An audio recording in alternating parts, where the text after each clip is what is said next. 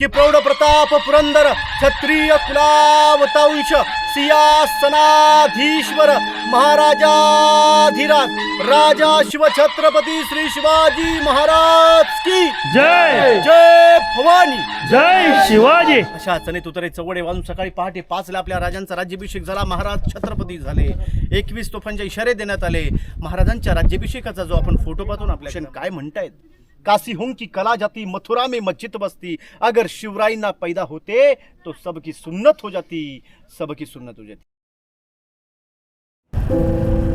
आता आपण चाललो आहे आपल्या स्वराज्याची राजधानी किल्ले राजगडकडे. कारण खूप वर्ष जायचा प्रयत्न करतो. 2 वेळा गेलो पण होतो, पण पायथ्यावरूनच रिटर्न आलो. काही कारणास्तव किल्ला आम्हाला फिरायला नाही भेटला. पण आता वेळात वेळ काढून आपण चाललो आहे किल्ले रायगडकडे सॉरी.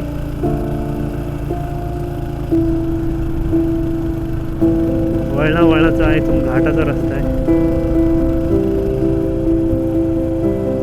सगळेजण बोलतात एवढं फिरतोयस अजून रायगड नाही भेटला. कारण राजाने बोलवूनच घेतला नाही. कदाचित आता बोलावा आलेला आहे, सांगावा आलेला आहे. त्याच्यामुळे रायगडला जातोय आपण.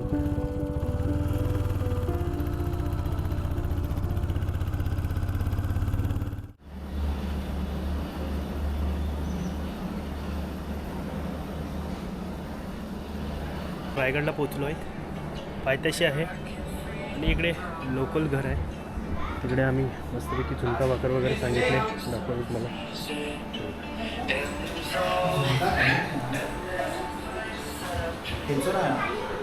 दिल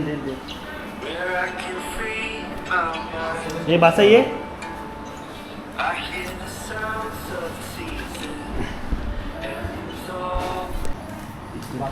घरगुती झुणका भाकर.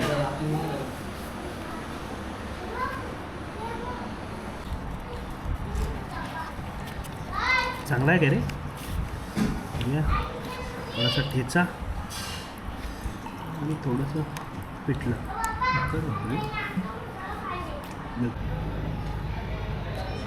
अशा प्रकारे आपण आता किल्ले रायगडकडे जातो आहे. त्याला रोपवेने जायचं ठरलं कारण टाईम कमी आहे. बघा काही प्राईज लिस्ट आहेत. येऊन जाऊन 300 रुपये, सिंगल 200, सिनियर सिटीजन. इकडे तिकटीसाठी जायचं आहे.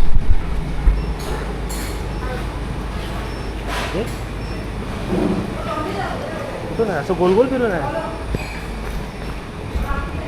आता आपल्या तिकटी काढायच्या आहेत. सगळे कशाला येत आहे?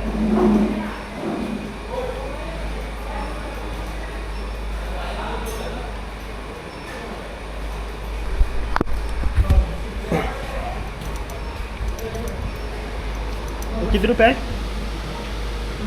तिकीट? कशी आहे? 310 रुपये.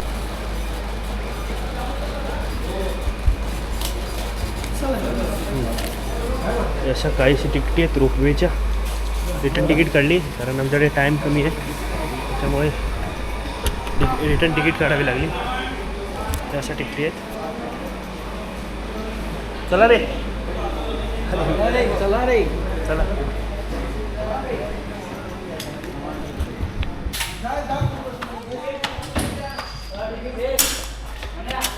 हा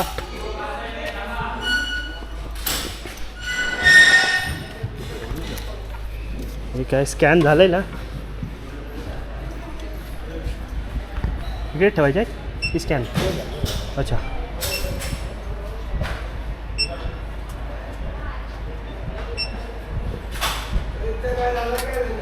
थँक्यू.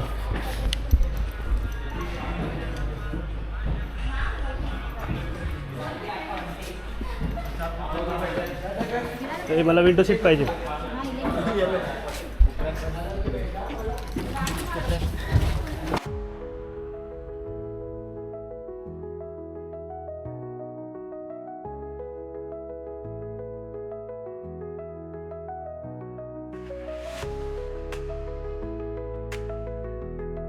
इकडे गाडी पार्किंग केली आहे तेव्हा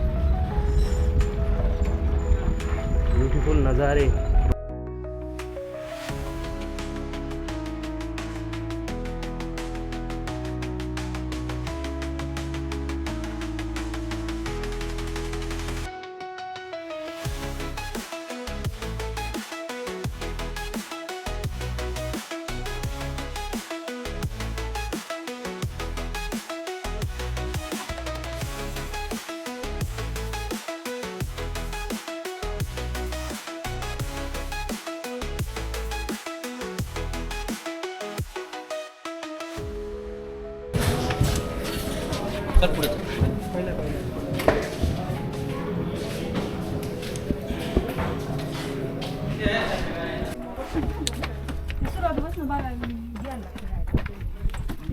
बुक आणायचं होतं ना आपल्याला होतं ना इतिहास ते बुक आणून वाचायचं परत सगळं डोक्यात आलं असतं.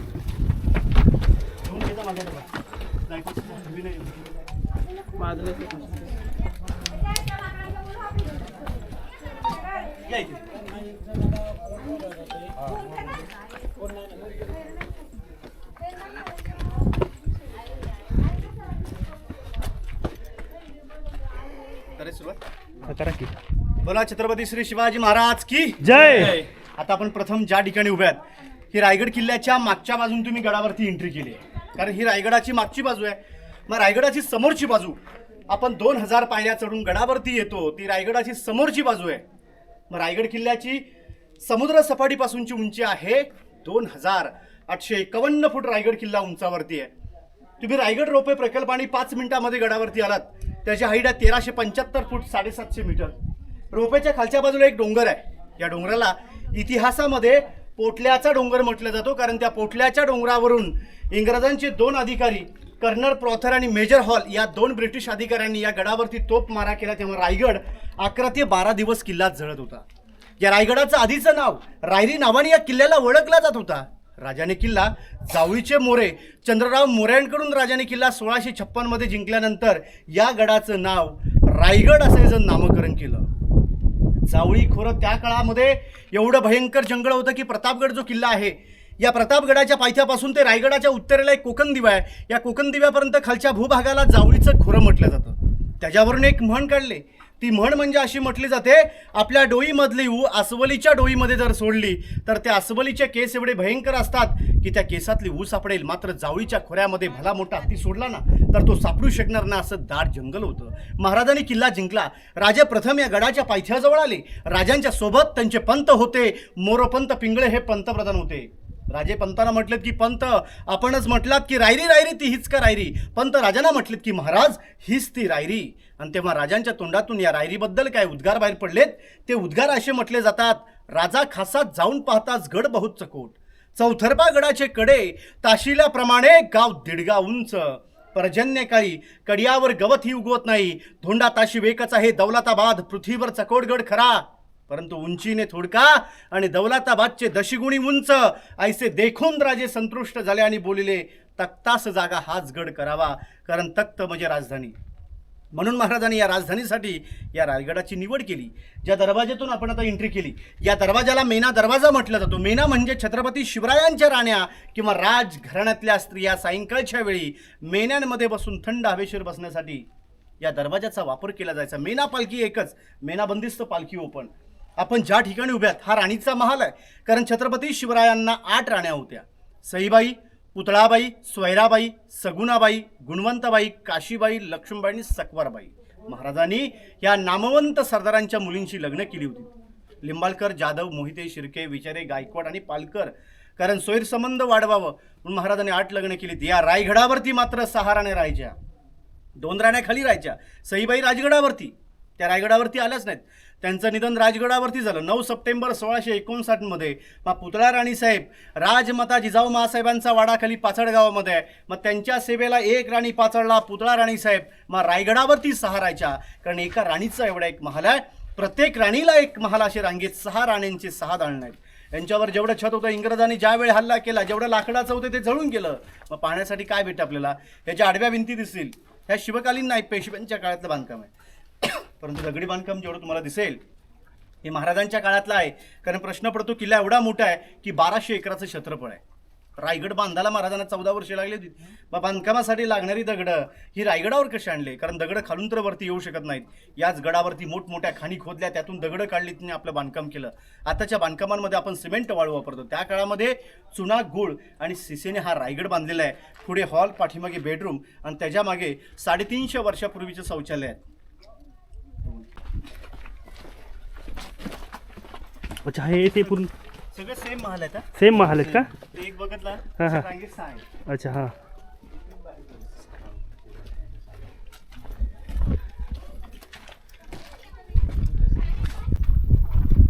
या बाजूला बघा, जे काही तुटलेल्या भग्नावशेष ज्या इमारती आहेत हा. ना, यांनाच अष्टप्रधान मंडळांचे सचिवालय व कार्यालय. आपल्या राजांच्या ताब्यात जेवढे गड किल्ले होते, कारण 365 किल्ल्यांची राजधानी हा रायगड किल्ला. मग 365 किल्ल्यांचा कारभार आपल्या राजांचा रायगडावरून चालायचा. त्यांचं मंत्रालय, पार्लमेंट. इथे समोर जाळ्या लावलेत लोखंडी बघा. यांना धान्यांचं कोठार म्हटलं जातो. समजा गडाला जर वेढा पडला, 3 ते 4 महिने पावसाळी धान्य असं पुरेल, तर त्याचा स्टोरेजमध्ये इथे केला जायचा. याला कोकणात आपण पेव किंवा कणगी म्हणतो बघा. कारण पन्हाळ्यावरती जे आहेत ते अंबरखाना त्यांना म्हणतात. ते 20-22 फुटं, म्हणजे ते असे नाही आहेत, ते 52 फुटाचे आहेत. त्यांना गंगा, यमुना, सरस्वती असं म्हटलं जातं. पण इथे लाकडी सिडीने उतरायचे आणि ते काढलं जायचं धान्य. हे रायगड किल्ल्यावरची अति महत्वाची जागा, कारण छत्रपती शिवाजी महाराजांचा राहता राजवाडा. तर याच वाड्यामध्ये छत्रपती शिवरायांचं निधन 3 एप्रिल 1680 मध्ये चैत्र पौर्णिमा हनुमंत जयंती होती. आणि त्याच दिवशी आपल्या राजांनी मात्र अखेरचा श्वास या महालामध्ये सोडला. तर महाराजांचं निधन मात्र इथे झालं. पण अग्नी दिली समोर जगदीश्वराचं मंदिर बघा. मंदिराच्याच बाजूला व्हाईट कलरचा घुमट दिसतो ना, ती आहे आपल्या राजांची समाधी आहे.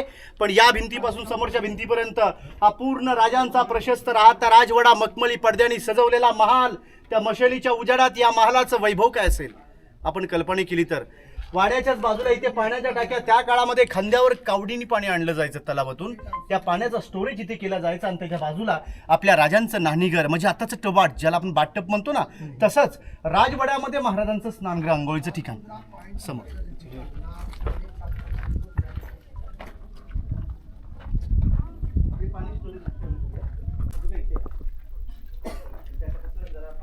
किंवा राजवाड्यामधला महाराजांचा सज्जा आणि हे सप्त मनोरे हवेशीर बसण्यासाठी.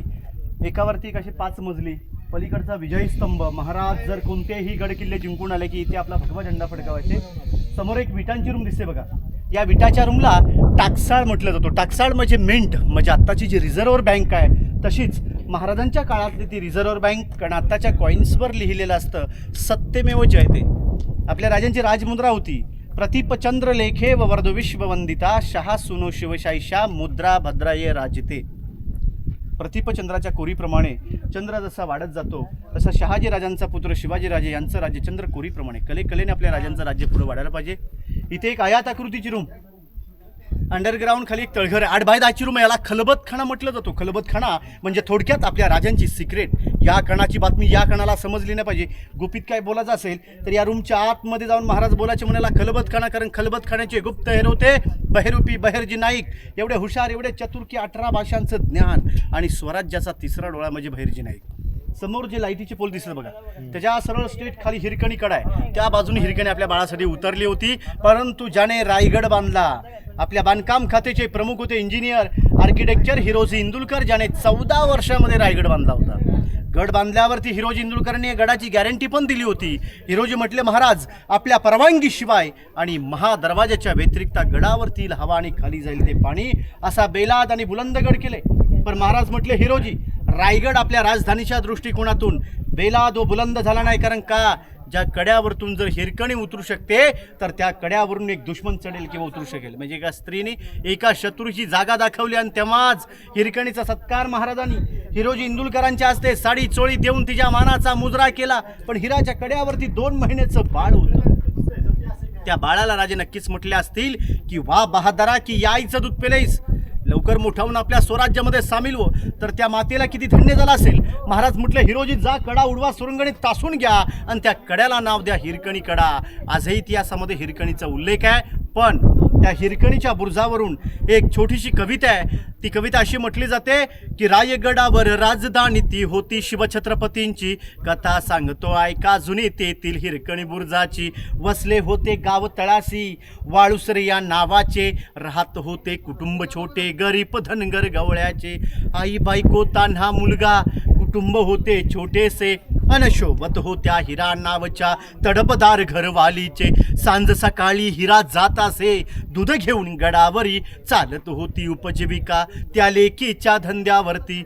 एके दिवशी दूध गालिता हिरा क्षणभर विसावली, ध्यानी आले नाही तिच्या कधी सांज वेळ टळून गेली.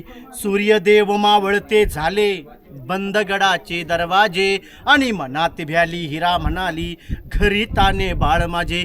हात जोडून करी विनंती जाऊ द्या खाली मला, आणि गडकरी म्हणे नाही अनुज्ञा शिवरायांची आम्हाला. बाळाचे आठवे झाली माय मावली वेडी पिसी, कडा उतरून धावत जाऊन बाळाला ती घे कुशी. अतुलने हे धाडस पाहुनी महाराज स्तंभित झाले, साडी चोळी हिरास देऊन प्रेमेन सन्मानित केले. कड्यावरी त्या बुरुज बांधिला साक्ष आईच्या प्रेमाचा, ऐकू येते कथा जुनी अशी हिरकणी बुरुजाची. ऐकू येते कथा जुनी अशी हिरकणी बुरुजाची. इथे खाली तलाव आहे, रायगडावरचा सर्वात मोठा तलाव, याला इतिहासामध्ये गंगासागर तलाव म्हटलं जातो. राजांच्या राज्याभिषेकाला जे 7 नद्यांचं जे पाणी आणलं होतं त्यातलं राहिलेलं पाणी या गंगासागर तलावामध्ये ओतलं गेलेलं आहे. 32 फूट खोल तलाव आहे.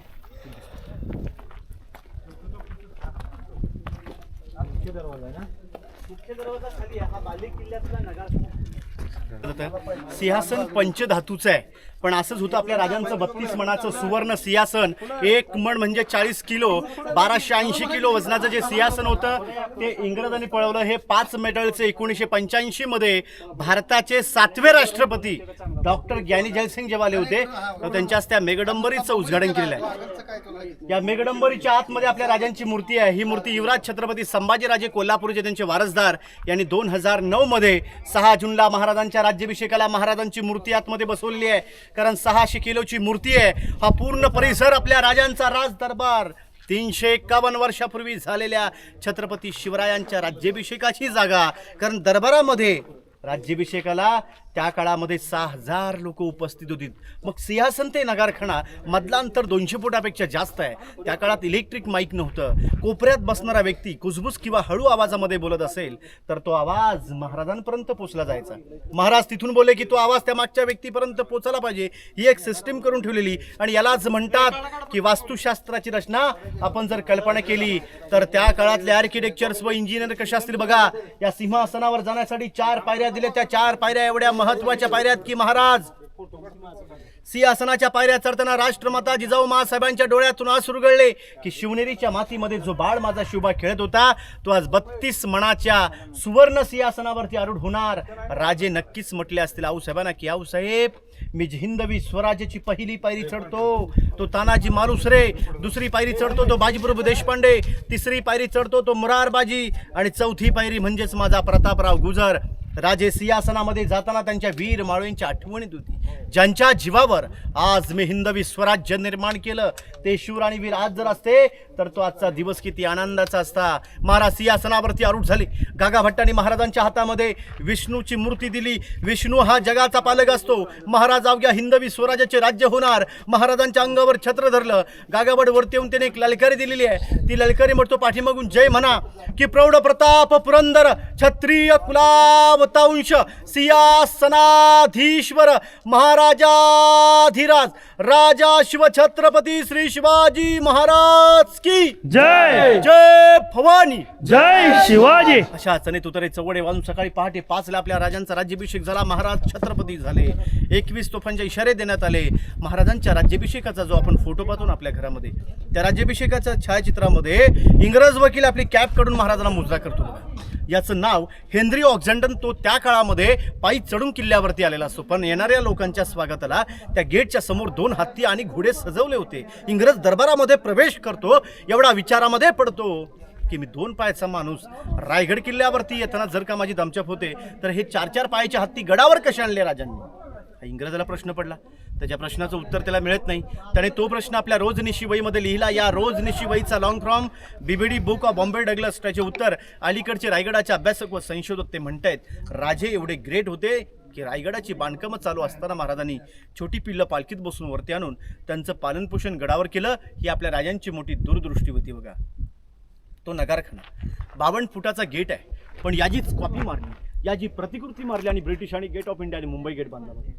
हा नगारखाना गेट आहे. इथे नगारा वाजवला की किल्ल्याचे जेवढे दरवाजे ते क्लोज बंद व्हायचे. आजही नगारखान्यावरती नगारा वाजवला की दरवाजा बंद म्हणजे महादरवाजा आजही बंद होतो 5:30 ला.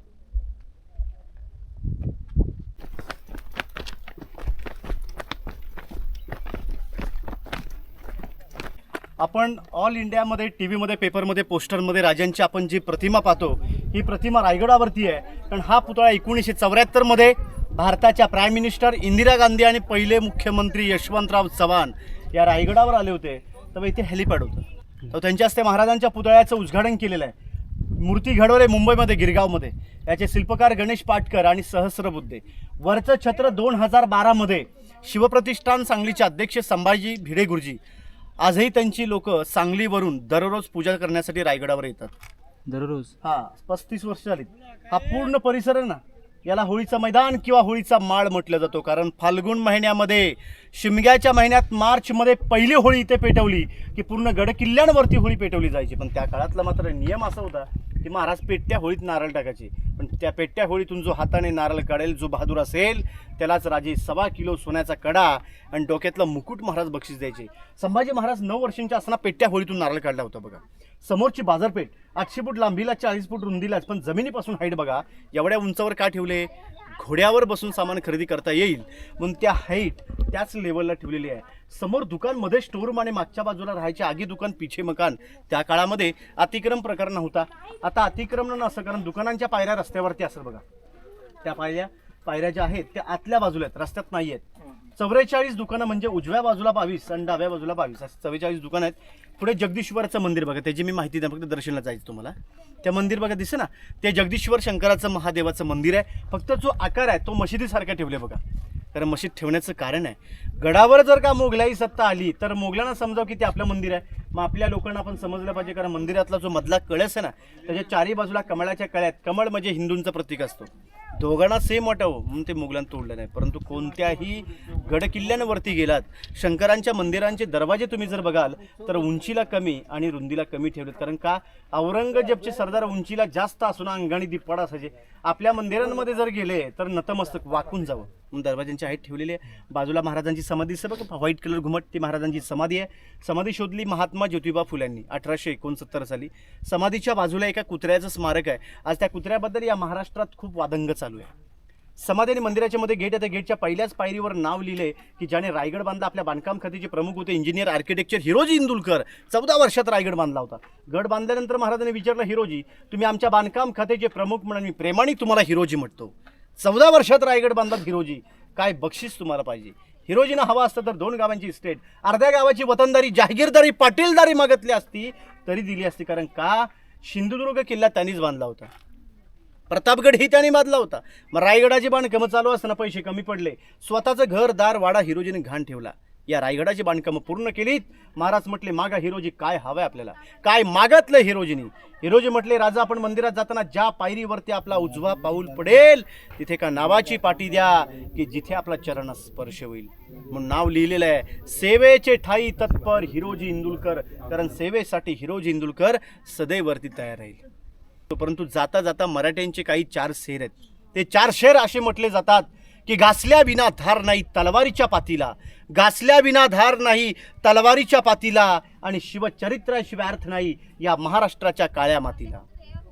अंधार फार झाला आता दिवा पाहिजे, अंधार फार झाला आता दिवा पाहिजे, या देशाला नव्हे तर अख्ख्या जगाला जिजाऊंचा शोभा पाहिजे. म्हणून म्हटलं जातं, राजमाता जिजाऊ, अवराष्ट्रमाता जिजाऊ तुम्ही जन्माला जर आल्या नसत्या तर दिसली नसते अंगणामध्ये तुळस, आणि छत्रपती शिवरायांना तुम्ही जन्माला घातले नसते तर आज राहिले नसते मंदिरांचे उंच उंच कळस. म्हणून भूषण काय म्हणतायत, काशी हों की कला जाती, मथुरा में मस्जिद बसती, अगर शिवराय ना पैदा होते तो सबकी सुन्नत हो जाती, सबकी सुन्नत हो जाती. जय शिवराय. जय शिवराय. जय शिवराय.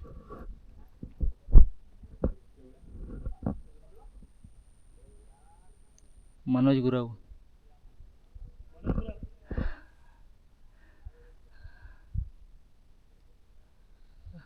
रुपेश.